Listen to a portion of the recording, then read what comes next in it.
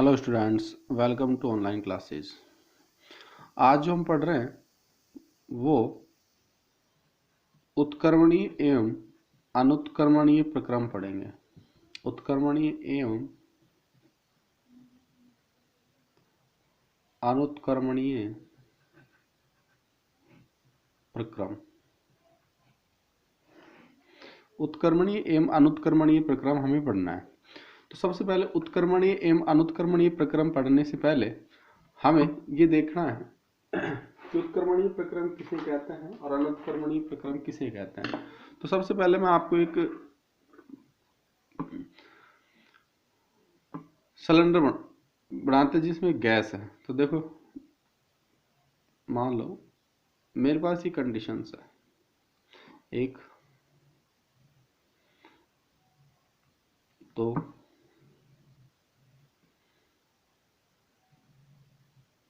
तीन, यानी तीन कंडीशंस हैं मेरे पास। इन तीनों कंडीशंस में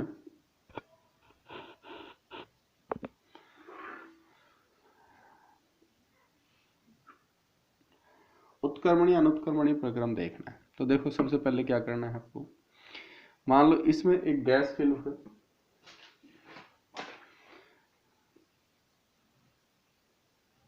और इस पे पिस्टन लगा हुआ। इसमें गैस है, इस गैस का दाब P है। इसमें भी ये पिस्टन लगा हुआ है, इसमें भी गैस है और ये गैस का दाब भी क्या है, P है।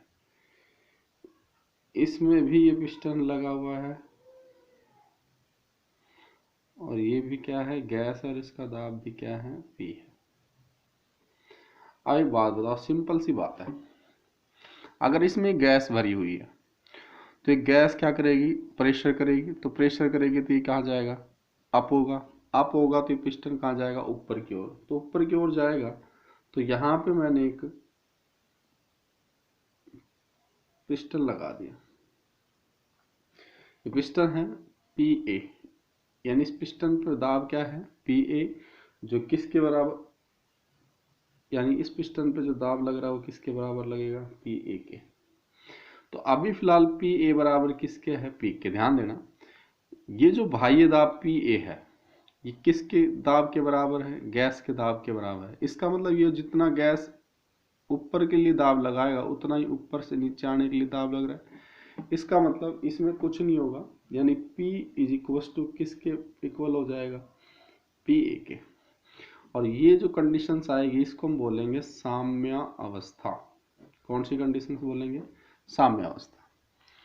नेक्स्ट कंडीशंस ये है कि अगर मैं इस पिस्टन पे जो ये दाब लग रहा था, भाई ये तो इधर जाएगा गैस का, तो मैं इस पिस्टन पे जो PA दाब लग रहा है, यानी इस दाब को मैं कम कर देता हूं -dP से। मतलब अब क्या हुआ कि ये दाब क्या हो गया, कम हो गया, थोड़ा सा अत्यंत सूक्ष्म कम किया तो पिस्टन थोड़ा सा कहाँ जाएगा, ऊपर जाएगा। तो इसका मतलब PA इज इक्वल टू हो गया P माइनस dP के, यानी PA किसके इक्वल हो गया, गैस के दाब में से थोड़ा सा कम हो गया इसका दाब, तो पिस्टन कहाँ जाएगा, ऊपर की ओर। तो ये जो कंडीशंस आएगी उत्क्रमणीय, बस थोड़ा सा कम करना है। अब ध्यान देना, उत्क्रमणीय उत्क्रमणीय का मतलब बताता हूँ क्या होता है। मैंने, आप ये देखो, ये सिलेंडर है आपके पास, ये गैस का दाब ऊपर जा रहा है तो थोड़ा सा, और ये थोड़ा सा हल्का सा कम करो, बहुत माइनर, तो पिस्टन थोड़ा धीरे गया, और माइनर हल्का कम करो तो पिस्टन थोड़ा ऊपर जाएगा। ऐसा नहीं हो कि इसका दाब बहुत कम कर दो तो गैस प्रेशर करके एकदम से क्या आ जाएगी, बाहर आ जाएगी, तो वो प्रक्रम अनुत्क्रमणीय प्रक्रम होंगे। लेकिन जैसे जैसे धीरे धीरे आप करते हो वो प्रक्रम कैसे होते हैं, उत्क्रमणीय। अब मैं नेक्स्ट कंडीशन बता रहा हूं। यहाँ पे क्या लगा हुआ है, पिस्टन लगा हुआ है। इस PA का प्रेशर मैंने बहुत कम कर दिया, किससे, PA से। It means PA is less than P है, तो ये प्रक्रम क्या हो जाएगा, अनुत्क्रमणीय होगा। और ये मुक्त प्रसार बोलते हैं इसको, क्या बोलते हैं, गैस का मुक्त प्रसार होगा। मतलब गैस सारी की सारी क्या हो जाएंगी, बाहर जाती जाएगी। तो देखो, उत्क्रमणीय अनुत्क्रमणीय प्रक्रम का कुछ मतलब समझे आप क्या, कि जो प्रक्रम धीरे धीरे होते हैं वो कैसे होंगे, उत्क्रमणीय। यानी एक वो, अगर आप इधर से इधर यानी A से B में जा रहे हो तो आप उस कंडीशंस पे बी से ए में भी आ सकते हो। ऐसे प्रक्रम को हम क्या बोलेंगे? उत्क्रमणीय प्रक्रम बोलेंगे। क्लियर है? तो उत्क्रमणीय प्रक्रम ये क्या है? अनुत्क्रमणीय प्रक्रम। यानी उत्क्रमणीय प्रक्रम। और अच्छा, जो गैस का ये दाब लग रहा है, गैस के दाब को तो हम बोलते हैं, गैस के दाब को हम बोलेंगे ड्राइविंग फोर्स यानी प्रेरक बल। और जो पिस्टन का जो दाब है, पिस्टन दाब, उस पिस्टन को दाब को बोलेंगे हम विरोधी दाब। और जब प्रेरक बल का मान और विरोधी बल के मान में अनंत सूक्ष्म अंतर हो, कितना हो? अनंत। अनंत का मतलब होता है बहुत कम सूक्ष्म अंतर हो, तो वो प्रक्रम आपके कैसे होंगे? उत्क्रमणीय प्रक्रम होंगे। अदरवाइज वो प्रक्रम कैसा हो जाएगा? अनुत्क्रमणीय प्रक्रम हो जाएगा। तो ये है उत्क्रमणीय और अनुत्क्रमणीय प्रक्रम। और यदि आपने विरोधी बल का मान बहुत कम कर दिया और प्रेरक बल का मान बहुत ज्यादा कर दिया, तो अनुत्क्रमणीय प्रक्रम होंगे। क्लियर है?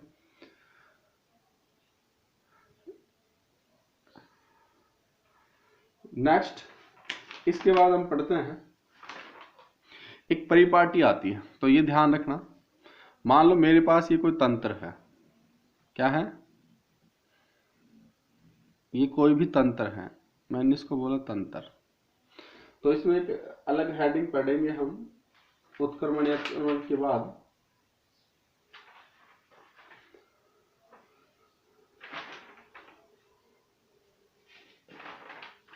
ऊष्मा तथा कार्य।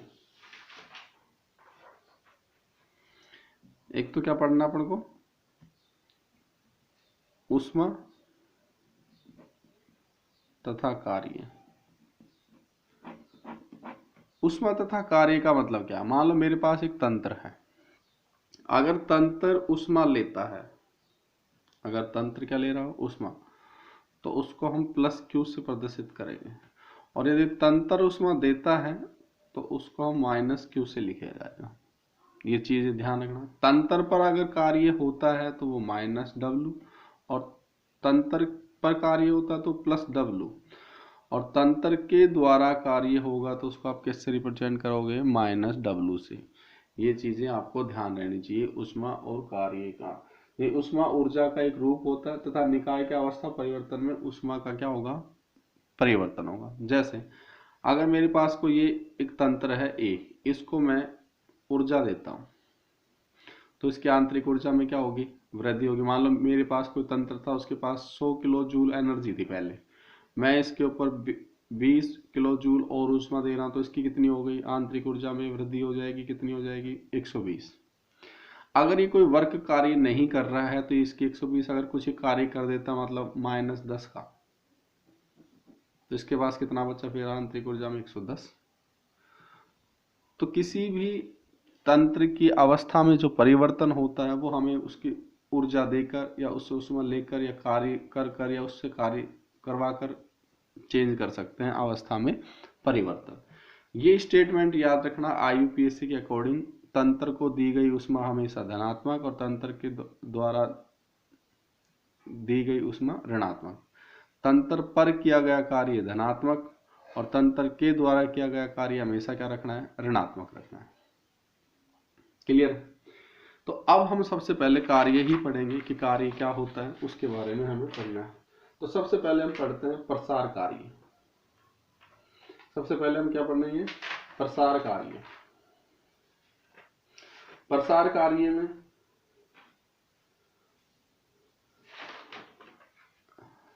अब आप सबसे पहले पढ़ोगे प्रसार कार्य। तो देखो प्रसार कार्य में क्या करना है आपको। मान लो मेरे पास एक सिलेंडर है, ठीक। इस सिलेंडर में ये एक मैंने पिस्टन रख रखा है, यहाँ एक घर्षणहीन भारहीन पिस्टन रखा है। क्लियर है? इसमें गैस भरी हुई है, इस गैस का दाब P है, तो ये ऐसे करेगा, प्रेशर लगाएगा। इस पिस्टन पर एक वर्क ये हो गया, तो ध्यान देना अगर ये गैस प्रसार हो रहा है तो पी का मान ज्यादा होगा तो पिस्टन यहां आ जाएगा एक कंडीशन पे। क्लियर है? तो पिस्टन जब यहां आ जाएगा तो ये ऊपर चला जाएगा। तो ये चेंजमेंट कितना हुआ पिस्टन की डिस्टेंस में, तो ये कितना आ जाएगा, डीएल आ जाएगा। क्लियर है? और इस पिस्टन पर जो दाब लग रहा था वो क्या है, एफ है। एफ पर लग रहा है। तो देखो क्या करना है अपन को, प्रसार कार्य ज्ञात करने के लिए माना एक भारहीन घर्षणहीन पिस्टन लगे सिलेंडर लेते हैं जिसमें आदर्श गैस का एक निश्चित मात्रा भरी है। माना गैस का दाब क्या है, पी है, और यह दाब पिस्टन को ऊपर की ओर धकेलता है। पिस्टन को संतुलित करने के लिए माना कि उस पर एक बाह्य बल क्या लगाया जाता है, एफ, ये बाह्य बल होता है। यदि पिस्टन का अनुप्रस्थ काष्ठ का क्षेत्रफल, इस पिस्टन का अनुप्रस्थ काष्ठ का क्षेत्रफल मैंने क्या लिखा है, ए है, तो बाह्य बल बताओ, तो बाह्य बल यानी एफ बराबर, बल बराबर क्या होता है, दाब इनटू क्षेत्रफल। तो ये समीकरण कितनी आ जाएगी, एक।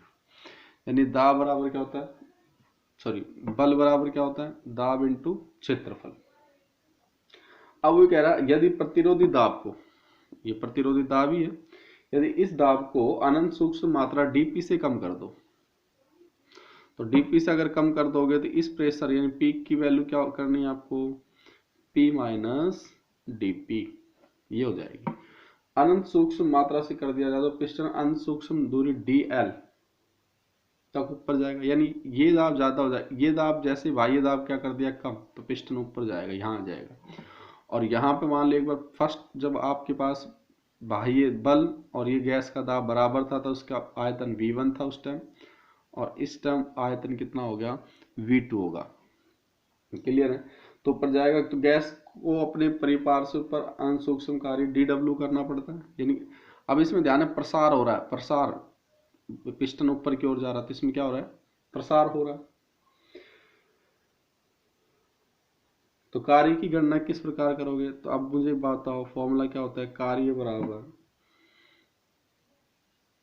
प्रतिरोधी बल गुणा विस्थापन कर देता हूं, ये सूत्र आ जाएगा कार्य का। तो मुझे बताओ प्रतिरोधी बल, बल का फॉर्मूला ये है P इंटू ए, और P की वैल्यू क्या कर दिया आपने, P माइनस डी पी, तो P minus d P into A into DL, विस्थापन कितना है DL, तो ये आया DW is equal to P minus d P into A into DL, हो गया। और चूंकि मुझे बताओ क्षेत्रफल इंटू दूरी क्या कहलाती है, आयतन, तो डी भी लिख सकता हूँ। तो DW equal to P minus d P into DV, तो DW इज इक्वल टू क्या लिखोगे, P dV minus d P into d, इसको इससे मल्टीप्लाई कर दोगे। और चूंकि dp इंटू डी बहुत अनंत सूक्ष्म है तो इसको अपन क्या मान लेते हैं 1, तो dw बराबर क्या आ गया, pdv। तो प्रसार में क्या गया कार्य, क्या होता है, कार्य बराबर dw बराबर pdv। अब ये कहता है यदि आयतन कितना हो v1 स्टार्टिंग में और फाइनली आयतन v2 हो, तो इस समीकरण 2 का समाकलन कर दो, DW is equal to P,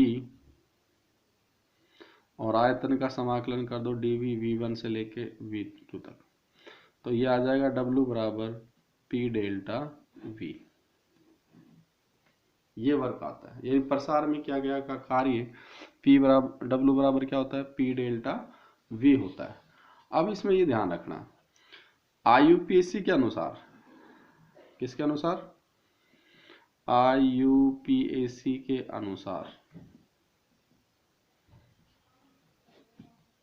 अगर प्रसार होता है, प्रसार में किया गया कार्य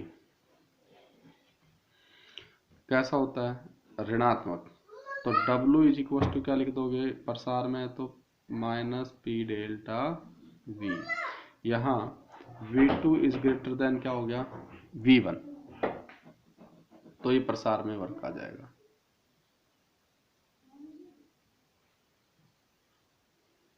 क्लियर है? और यदि कंडीशंस में ये आ जाए कि दाब अगर आपके पास कांस्टेंट हो, स्थिर हो, तो उसमें कोई प्रसार नहीं होगा। कांस्टेंट होगा तो दाब इक्वल टू क्या हो जाएगा कांस्टेंट, तो वर्क वही आएगा W equal to minus p delta V। और यदि P बराबर 0 हो जाए तो समीकरण P बराबर 0 रखोगे तो वर्क इक्वल टू क्या आ जाएगा 0। तो ये कंडीशंस अलग अलग है।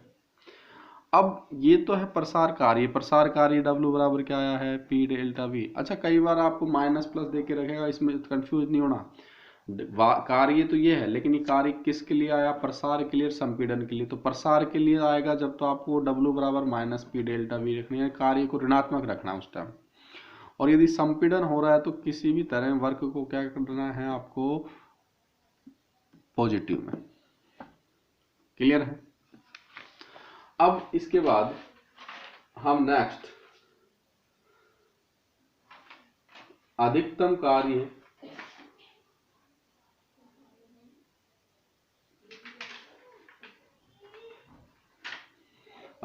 कार्य कैसे प्राप्त करेंगे, वो कंडीशन हमें रखनी। अधिकतम कार्य और उत्क्रमणीयता की शर्त।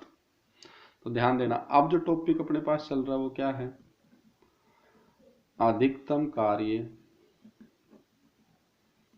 तथा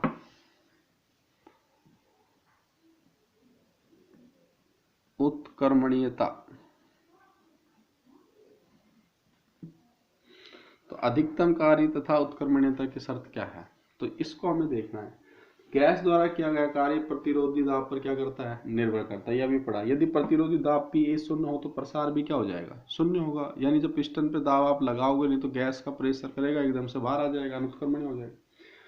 और यदि प्रतिरोधी दाब PA गैस के दाब के बराबर हो जाए तो तंत्र के द्वारा कोई कार्य ही नहीं किया जाएगा और गैस का प्रसार रुक जाएगा, आयतन परिवर्तन शून्य हो जाएगा।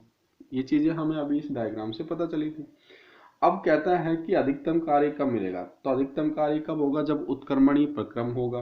यदि प्रतिरोधी दाब PA गैस के दाब से अधिक हो तो गैस का संपीड़न होगा। तो ये कंडीशंस तो अपन ने पढ़ ली है। तो देखो क्या करना पड़ेगा, गैस पर कार्य, अगर आपके पास ये पिस्टन था, अभी मैंने आपको बना के बताया था कि यहाँ मेरे पास पिस्टन लग रहा है, ये गैस है, इसका दाब क्या है P, इस पर क्या लग रहा था पिस्टन, ये एक पिस्टन यहाँ आ गया था और ये कहाँ आ गया था, इसका मान DL तक आ गया था। ये कंडीशन थी। वो ये कह रहा है अगर इसका दाब PA है, ये इस पर लग रहा दाब, अगर बाह्य दाब और गैस का दाब बराबर होगा तो पिस्टन ना इधर जाएगा ना इधर आएगा। लेकिन मैं ये कह रहा हूँ अगर इसका दाब बहुत कम कर दिया, थोड़ा सा कम कर दिया जाए इससे, यानी PA इज इक्वल टू किसके करा दिया जाए, P माइनस DP के, तो ये प्रसार होगा, गैस पिस्टन यहाँ से यहाँ जाएगा। तो अभी अपन ने पढ़ा था कि वर्क जो आया था W, ये उत्क्रमणीय प्रसार होगा तो W reversible is equal to क्या आएगा, W maximum is equal to अपन ने माइनस PdV, और इसका ये समाकलन करना था V1 से लेके V2 तक। अब देखो इस गैस में आदर्श गैस का 1 मोल भरा हुआ है, क्या भरा हुआ है, आइडियल गैस है यानी आदर्श गैस है, और आदर्श गैस का 1 मोल इसमें भरा हुआ है। तो क्या करना आपको, तो आदर्श गैस समीकरण से PV इज इक्वल टू, इसको समीकरण मैंने क्या बोल दी 1, तो PV इक्वल टू क्या पड़ गया अपन nRT, तो P इज इक्वल टू क्या होता है nRT अपॉन V।